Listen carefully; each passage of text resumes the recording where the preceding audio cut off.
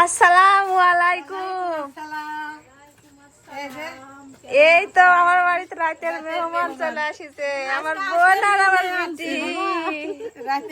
কেমন আছেন তোমরা? আলহামদুলিল্লাহ ভালো আছি। আসসালামু আলাইকুম সবাইকে। সবাই কেমন আছেন? আশা করি ভালো আছেন। তো এই যে দেখেন আমার রাতের মেহমান চলে আসিছে।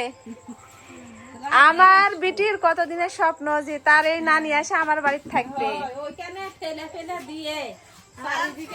আর কিছুক্ষণ আগে ফোন দেয়া বলা হয়েছে যে আমার বিটি আমার বোন আমার বাড়িতে আসছে। আর আমার মেয়ে তো সেই খুশি। বোনের বাড়ি চলে আসিছে একটা মিষ্টি কুমড়া বান্ধালে। কালকে তোমার দুলা ভাই একটা মিষ্টি কুমড়া কিনে আসিছে।